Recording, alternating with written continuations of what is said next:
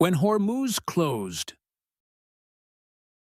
a name older than Islam, a god older than empire, and the long memory the West still does not understand.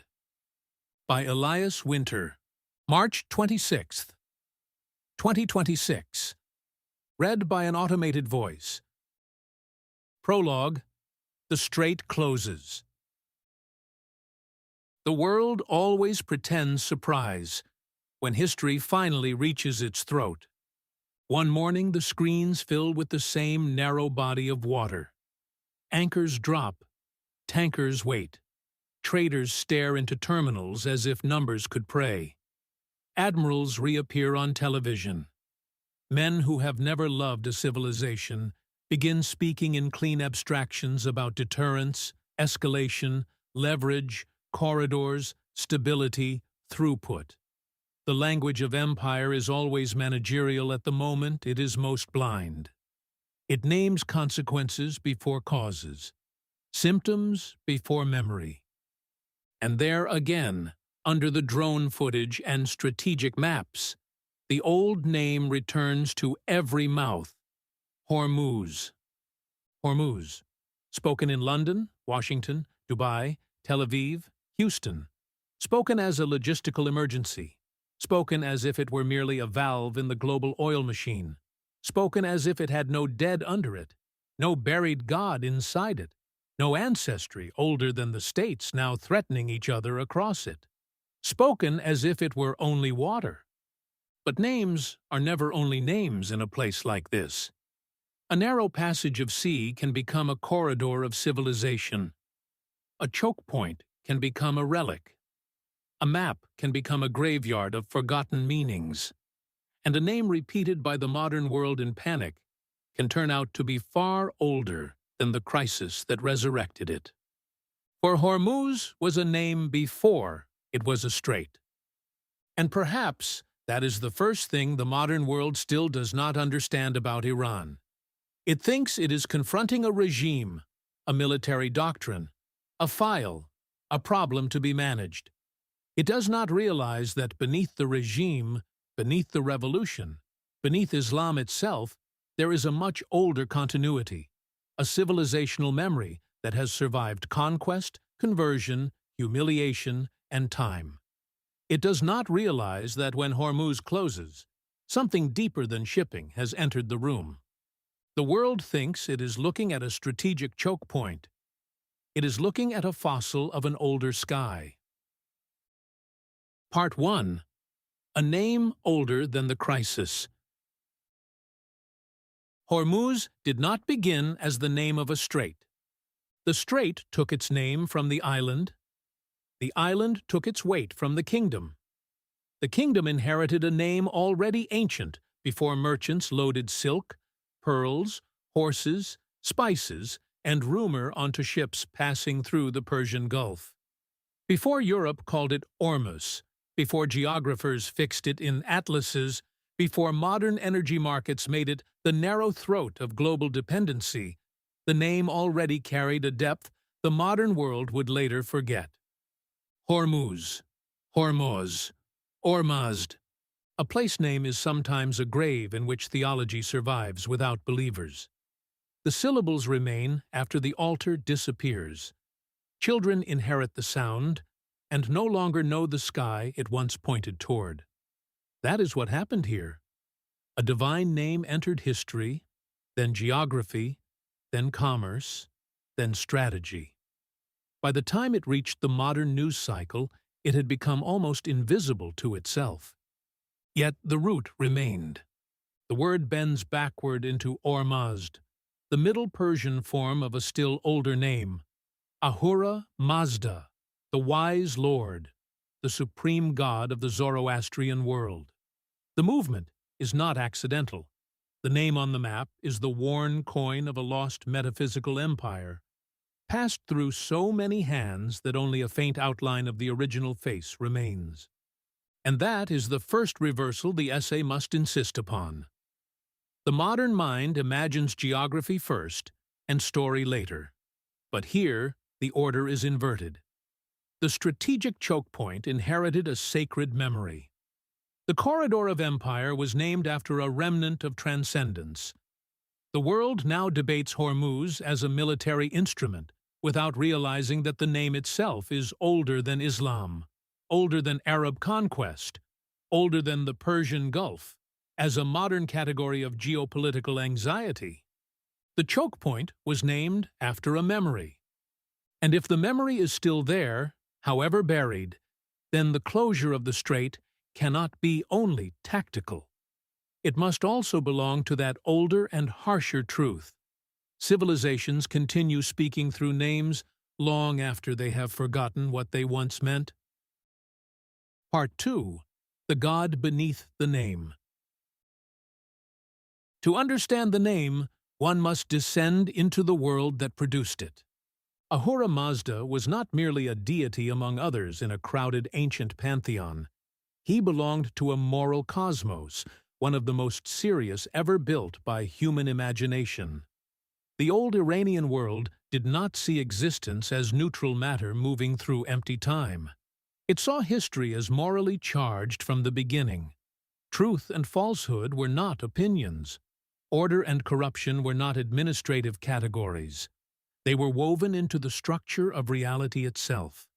In that world, to live well was not only to behave well, it was to cooperate with the grain of creation. Ethics was cosmic participation. Good thoughts, good words, good deeds. The phrase sounds gentle in modern ears, almost decorative, but it belonged to a civilization that understood human action as part of an immense struggle between truth and the lie, purity and pollution, order and demonic distortion. A farmer tending land honestly, a priest guarding sacred fire, a king ruling justly, a child learning reverence. These were not merely social acts. They helped hold the world together. There is a kind of metaphysical dignity in such a religion that modern secular imagination cannot feel. To inhabit that cosmos was to believe that goodness mattered not sentimentally, but ontologically. Evil was not just wrongdoing. It was a principle of corrosion, deception, attack. To tell the truth was to side with reality itself. To uphold order was to resist something much darker than chaos. To preserve purity was not neurosis. It was fidelity to the architecture of being. And because the cosmos was morally structured, history could not remain morally unresolved. This is why Zoroastrianism carried an eschatological force from deep within itself. If truth and the lie are truly at war, then history must bend toward a final judgment. Evil cannot be allowed eternal parity. The world cannot remain forever half-corrupted. A religion built around such seriousness must eventually imagine an end, not merely catastrophe, but resolution, purification, renewal. This is what the modern world misses when it thinks of ancient Persia only as court, luxury, conquest, and imperial administration. Beneath the empire was a religious imagination of immense rigor. Persia was not only a state, it was a sky. It was a story about order. It was a confidence that truth was not weak, that corruption would not rule forever, that reality itself leaned toward moral completion. What kind of wound is inflicted on a people formed by such a vision when they are conquered by another faith? Not merely political loss, not merely military defeat. They lose the visible confirmation of their cosmos. The collapse of an empire is one thing. The collapse of the world that made the empire intelligible is another. Part 3. The First Invasion. The Arab conquest of Persia did not happen in a single instant, though later memory often compresses it that way. No civilization experiences its own undoing as a chapter title. It comes instead as fracture, rumor, retreat, reconfiguration. One defeat joins another. One city falls, then another. One ruler dies, another appears, then vanishes. Tax systems remain, but the hands that collect the tax change. The habits of daily life continue, even as the horizon of meaning slips. This is the first mistake modern people make when they imagine civilizational replacement. They think conquest and conversion are the same event. They imagine armies arriving and millions suddenly exchanging gods. That is not how history moves. Conquest is often quick. Conversion is slow. Empires collapse in decades. Hearts change over centuries. When Arab-Muslim armies entered and defeated the Sasanian world, they did not immediately produce a Muslim Persia. They produced a conquered Persia. The difference matters. The old state religion lost its political shelter. The old elite order fractured. Zoroastrianism ceased to be the unquestioned center of public legitimacy. But the people did not wake up the next morning as Muslims. They woke up as the same people under new rulers. That is the terror of real historical change. It begins not in belief, but in administration. The conquerors remain. The old state does not return. The tax burden shifts. Access to office, privilege, law, military inclusion, and prestige gradually reorganizes around the new order. The old religion survives, but now under diminished sovereignty. It continues, but increasingly as a protected or tolerated remnant rather than as the unquestioned grammar of reality. A civilization like the Zoroastrian Persian world does not disappear in one blow. It enters a long corridor of humiliation, adaptation, memory, bargaining, and slow surrender in matters so small that each seems survivable on its own. That is the real tragedy. No one says, "Today we will stop naming our God." Instead, one generation loses the state. Another learns the language of the rulers. Another marries across the new divide. Another seeks office. Another avoids a tax. Another raises children inside a different prestige system. Another no longer knows what was once lost. How does a people stop naming its own God? Not by deciding all at once that the God was false, by living 300 years in a changed world. Part 4. The House of Ardashir. 1. Ardashir. Ardashir is born under the Sasanians, when the old order still exists badly but recognizably. He does not think of himself as inhabiting a religion. He inhabits a world. Fire is not symbol, but presence. Truth is not private sincerity, but alignment. The king, however flawed, still stands inside a sacred architecture. The fields, the rituals, the graves of ancestors, the prayers spoken at dawn. These are not optional cultural accessories. They are reality. Then the defeats begin. News comes first as disbelief, then as distance, then as a new tax collector, then as a change in command, then as the disappearance of certainty. The empire does not vanish in a mythic explosion. It thins. The old center is breached. The men with authority speak another language, pray differently, command armies under another banner. Ardashir does not convert. He does not even understand what that would mean. One does not convert out of the sky into another sky because soldiers have arrived. He still tends what must be tended.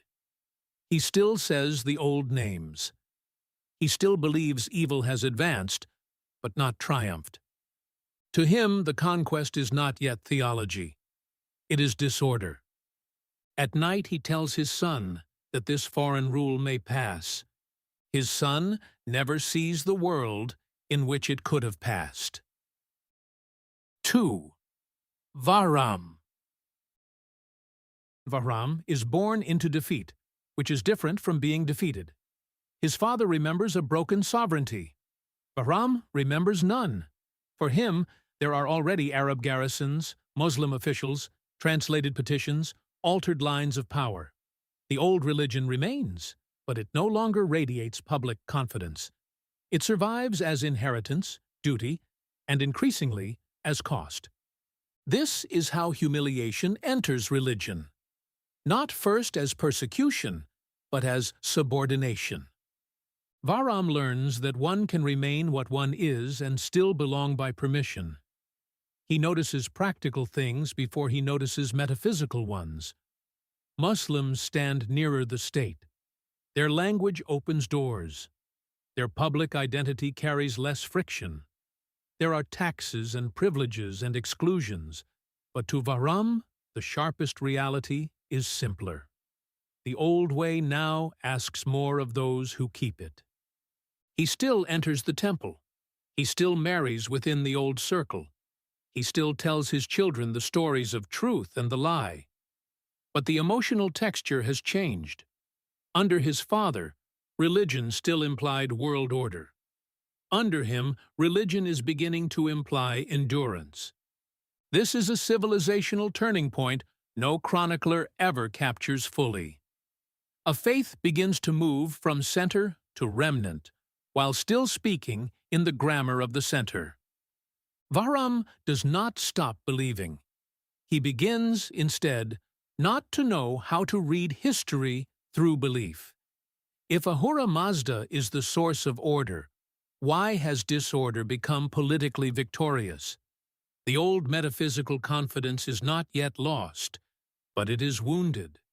The world still means something, but less legibly than before. His son will inherit not certainty, but fracture.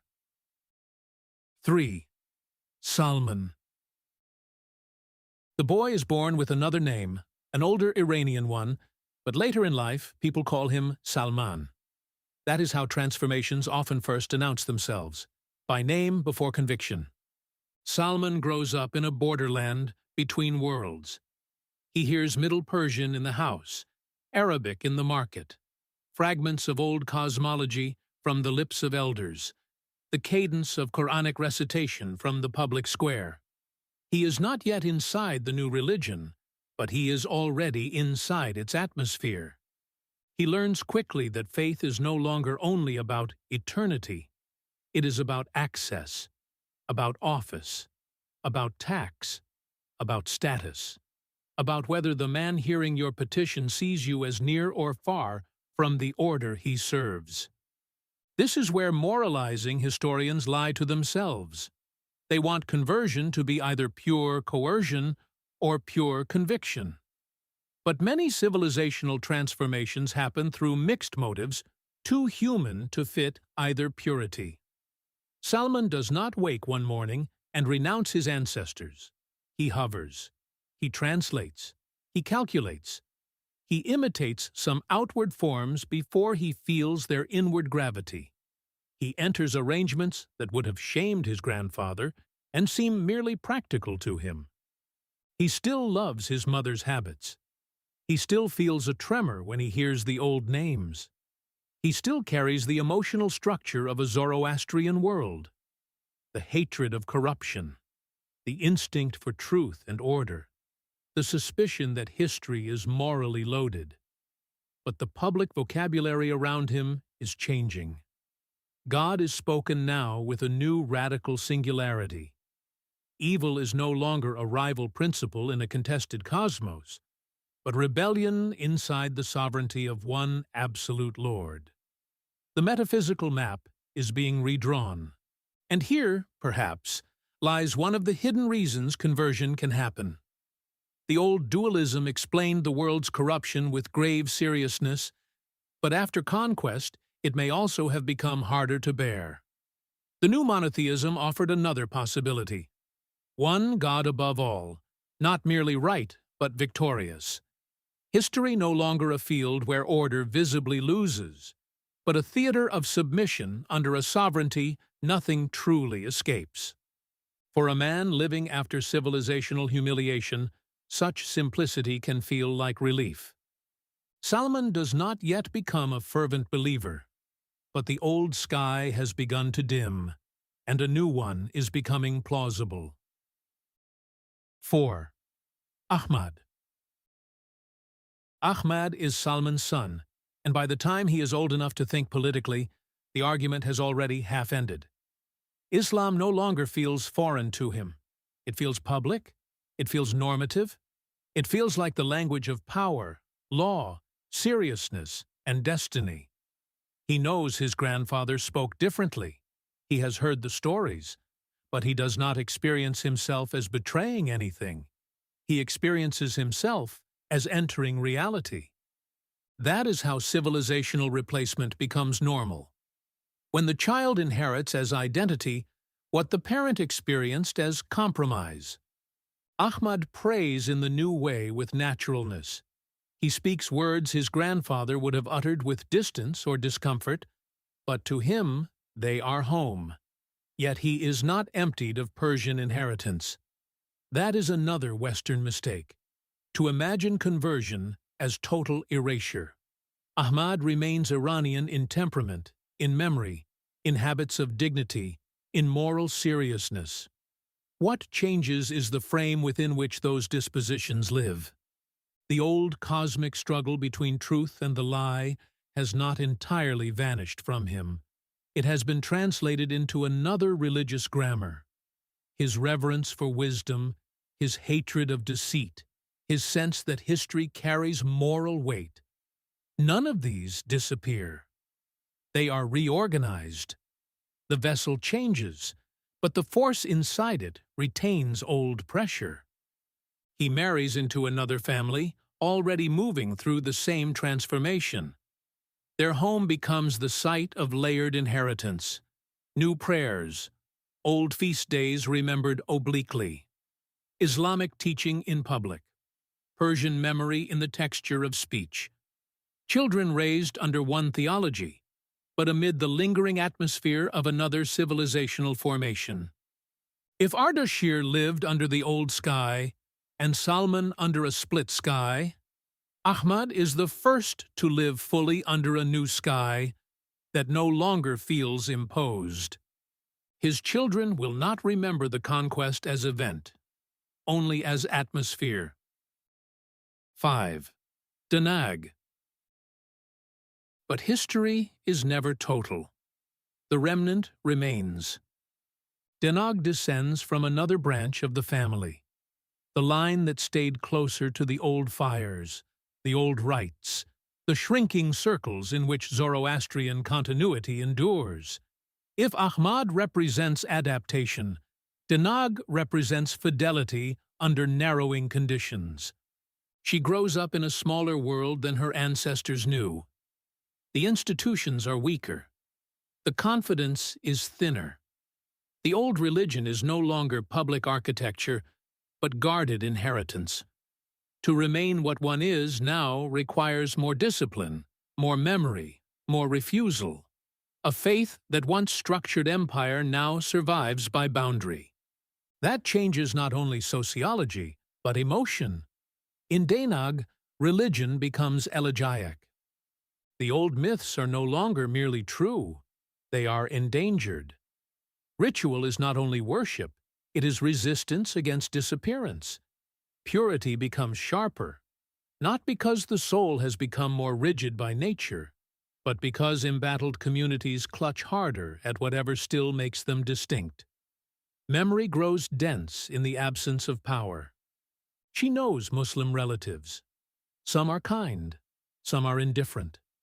One sends gifts at the new year. Another whispers old stories when a child falls ill. Life continues through contradiction. The world is not neatly divided into villains and martyrs. It is full of surviving people making uneven accommodations with time. Danag does not condemn all who left the old religion. She knows too much for that. She knows the taxes, the exclusions, the thinning of prospects, the fatigue of carrying a diminished inheritance. But she also knows what is lost when the old fire grows dimmer. She feels the old sky not as empire, but as ache. In her, religion becomes memory under pressure. It becomes the sacred labor of not letting a civilization vanish completely from the earth. 6. Yusuf. Yusuf is born many years later into a Persian Muslim world that has ceased to experience itself as borrowed. The language has changed and yet not disappeared. Persian survives, transformed, written differently, infused with Arabic, but living. That is how civilizations endure when they are strong enough not to resist change purely by refusal, but to absorb it without ceasing to be themselves. Yusuf is Muslim. There is no inner drama around that. He does not feel conquered by his own creed. But neither is he simply Arabized matter moving through a foreign inheritance. He inhabits something new, Persian Islam. His ethical world is Islamic in theology, Persian in style. God is one, absolute, sovereign, addressed in prayer, encountered through revelation. Yet the moral temperament with which Yusuf inhabits that monotheism remains shaped by older civilizational instincts. Seriousness toward truth, contempt for the lie, love of order, poetic intensity, historical depth, suspicion of corruption, reverence for wisdom. The old energies have not died, they have migrated. He can no longer name Ahura Mazda as his god, but he carries a civilization once structured by that divine light, not consciously, perhaps, not doctrinally, yet in sensibility, in metaphysical texture, in the way goodness feels weighty and falsehood feels poisonous. Something of the older formation survives. That is one of history's deepest ironies. A people may cease to confess its old God while continuing to carry the moral architecture that God once built into its soul. 7th, Bahram ibn Yusuf. By the time Bahram comes, the conquest is memory without witnesses. Islam is inherited, not chosen. Persian identity has adapted, not vanished. The old religion survives in pockets, names, fragments, and ghosts. The majority no longer lives in relation to Zoroastrianism as possibility. It lives in relation to it as depth. And yet, depth matters. Bahram does not think he belongs to a civilization that was once conquered and transformed. He simply belongs to Iran. But what is Iran now? Not the old Zoroastrian world, not Arabia, not a vacuum filled by Islam. It is something harder to describe and easier to feel. A people who passed through conquest, absorbed another revelation, retained their language by changing it, retained their dignity by translating it, retained their civilizational continuity by permitting its forms to be rearranged. He is the proof that a people can undergo radical theological change without becoming empty of itself. He is also the proof that the world will misunderstand such a people forever if it mistakes adaptation for amnesia. Part 5. What survives when the god is gone? Did Ahura Mazda disappear? Yes and no. As explicit doctrine for the majority, yes. The wise lord ceased to be the confessed god of most Iranians once Islam became the dominant religious world. The prayers changed. The sacred history changed. The metaphysics changed. A new revelation organized time. A new understanding of God claimed the public heart of the civilization. But names do not disappear so cleanly. Moral structures do not disappear so quickly. Emotional architectures do not vanish simply because theology has been replaced. A civilization can stop naming its old god while continuing, for centuries, to carry the shape of the world that God once made possible. This is what survives. Seriousness. The hatred of the lie. The intuition that truth matters cosmically, not merely socially. The sense that corruption is not inefficiency, but desecration. The tendency to experience history in moral and even apocalyptic terms. The refusal to believe that power is innocent. The need to interpret political events through deeper symbolic frameworks than administration and interest alone. None of this means Persian Muslims were secretly Zoroastrian. That would be childish. It means rather that conversion does not empty a people.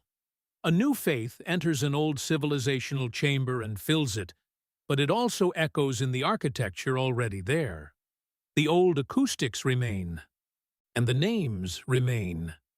Hormuz is one such survival, a fossilized fragment of an older sacred sky embedded in the map of the modern world, a relic repeated by men who know shipping volumes but not civilizational memory, a place where the old god is no longer worshipped, and yet his worn-out name still marks the narrow throat through which the world's wealth must pass. There is something terrible and beautiful in that. A buried theology still shaping global politics through geography, long after belief itself has changed. An ancient Persian divine memory lingering not in liturgy, but in a strategic map. A dead god, perhaps, but not a dead imprint. This is why history cannot be reduced to doctrines. Theologies die. Their moral light can persist as afterglow. Part 6. The Religion of the Conquered. What kind of religion does a people develop when it is invaded so deeply that even its faith changes? Not always a religion of resistance, not always a religion of collaboration. Those are both too simple, too flattering to the moral vanity of later interpreters. Real history produces stranger outcomes. Conquest often pushes religion away from triumphal order and toward one of 5 forms: exile, memory, purity, apocalypse, adaptation. Exile. A people begins to feel itself spiritually displaced even while remaining on its own land. The world is no longer arranged for it. Public life has become foreign even when the streets remain familiar. Memory. What once structured reality becomes an inheritance to be consciously preserved. Religion turns archival, elegiac, ancestral. To remember becomes sacred duty. Purity. Boundaries harden. Ritual, marriage, law, and custom become sharper under pressure. The smaller the remnant, the more intense its need to protect form. Apocalypse. History can no longer be trusted as an arena of ordinary political correction. The world has become too corrupted, too broken, too inverted. Final judgment, hidden meaning, ultimate reversal. These begin to exert emotional force. Adaptation. The people survives not only by resisting, but by translating itself into the language of the conqueror without wholly surrendering its inner structure. Iran knew all 5. The Zoroastrian remnant experienced exile without geographic departure, memory without state, purity without power, apocalypse without sovereignty. Persian Islam emerged through adaptation, carrying forward older civilizational energies inside a new theological form. The result was not simple replacement. It was layered continuity through transformation. This matters because modern people, especially in the West, think in shallow binaries. They ask whether Iran is ancient or revolutionary, Persian or Islamic, authentic or ideological, nationalist or religious, traditional or modern.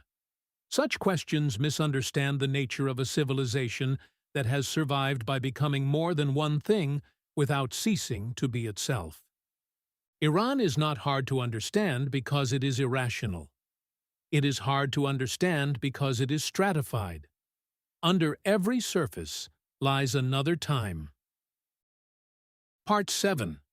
The West looks at Iran and sees only a regime. The contemporary West, and especially America, has trained itself to see Iran through the most flattening categories available. A regime, a nuclear issue, a militant network, a sanctions target, a threat to deterrence, a hostile actor in need of containment, coercion, or collapse. Even when some of those descriptions are true at the level of policy, they remain radically insufficient at the level of civilization. The strategic mind of empire is often intelligent within its own frame and blind outside it.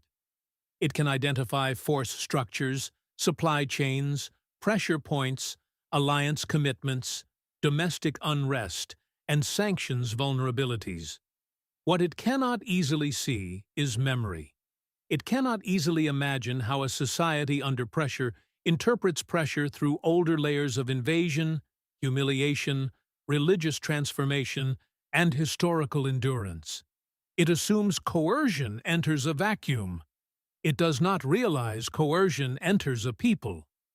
This is not an argument for innocence. Iran is not purified by history. It has its own brutalities, distortions, hypocrisies, pathologies of power, and internal betrayals. To say America misreads Iran is not to say Iran is therefore morally transparent or politically justified. It is only to say that a civilization cannot be understood by reducing it to its current ruling apparatus. And America repeatedly makes that reduction. It treats Iran as if it began in 1979, as if the revolution were origin rather than one layer, as if religious seriousness in Iran were merely ideological performance, rather than partly the residue of a much older metaphysical culture, as if foreign attack would simply detach society from state, rather than possibly reactivating a civilizational reflex of siege, as if humiliation would produce clean liberal outcomes, as if historical memory were a decorative thing, subordinate to rational calculations of present interest. This is imperial stupidity in one of its purest forms, not ignorance of facts, but ignorance of depth. America keeps trying to coerce Iran without realizing it is also activating Iran's memory. And a civilization with Iran's memory does not respond to pressure the way a spreadsheet predicts. Foreign assault does not necessarily dissolve legitimacy. It can harden remnant consciousness, fuse grievance to dignity, reactivate apocalypse, and make endurance itself feel sacred. A people repeatedly invaded and transformed may come to experience survival not simply as prudence, but as vocation. If America does not understand this, it will continue interpreting Iranian hardness as irrationality, when in fact much of it belongs to a longer and darker historical education. Part 8. Hormuz closes. Again. Now return to the Strait. The closure of Hormuz is immediately strategic. Of course it is. States do not move tankers and threaten maritime passage to stage literary symbolism. They act through leverage, necessity, power, deterrence, risk. To romanticize policy into theology is a mistake, but to strip policy of all symbolic depth is an equal mistake. When Hormuz closes, the modern world is forced to encounter Iran not at the level of opinion, but at the level of dependence. The sea narrows, and suddenly the abstractions of empire become physical. Prices move. Alliances tremble. Markets stutter. The planet remembers that geography can still command history. And this geography bears a name that preserves, however faintly, the remnant of an ancient Persian god. This is what makes the moment symbolically dense, not because the Islamic Republic is secretly reenacting Zoroastrian metaphysics, not because Ahura Mazda has returned in policy form, but because the place where Iran can still impose reality on the world is marked by a name older than the religion under which modern Iran now lives. The theology changed. The Strait did not. The land did not. The old civilizational weight did not. Hormuz then becomes more than a military lever. It becomes an image of continuity through mutation. The world's most advanced powers stare at a corridor whose name still carries an echo from Persia before Islam. The civilization once conquered, converted, and repeatedly misread now speaks through the very bottleneck on which global modernity depends. This is not mystical. It is historical. It is what happens when deep time suddenly rises into present conflict. The closure of Hormuz says, in effect, you may forget what this place means, but you will still stop when it closes. And that is why the Strait matters beyond shipping. It reveals that memory can survive conquest long enough to become strategy. It reveals that a people can lose empire, lose public theology, lose names for its gods, and still retain enough civilizational depth to make the world reckon with it centuries later. The modern world thinks it is being confronted by a narrow body of water. It is being confronted by the endurance of Persia. Epilogue. The name, the world repeats without knowing. The screens continue to glow. Experts continue explaining. Politicians continue threatening. Somewhere, ships still wait at sea, the metal patience of global commerce suspended by history.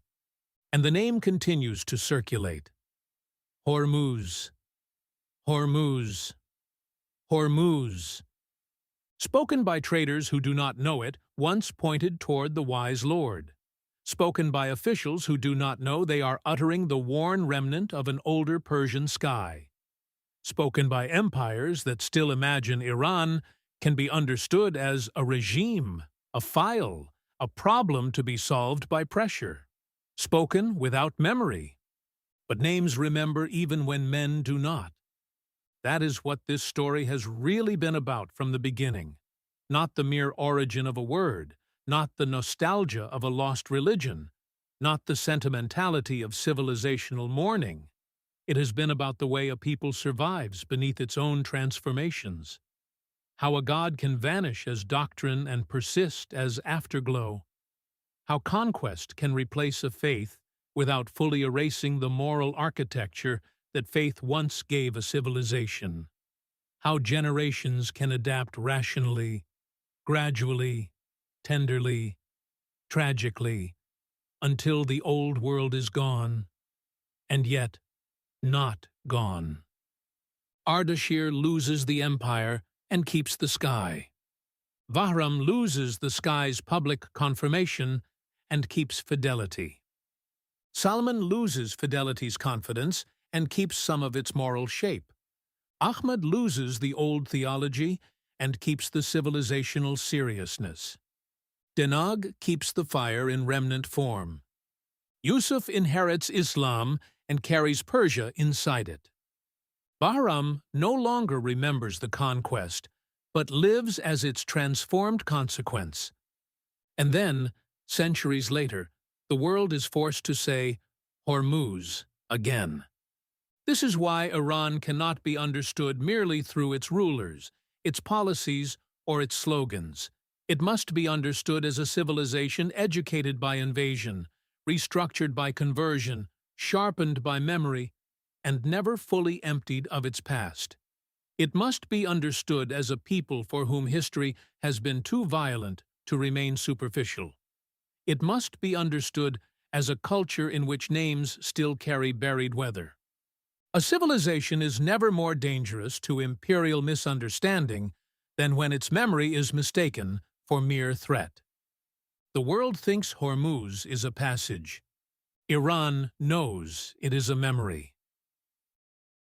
Elias Winter, author of Language Matters, a space for reflection on language, power, and decline. Thanks for reading Language Matters. Subscribe for free to receive new posts and support my work.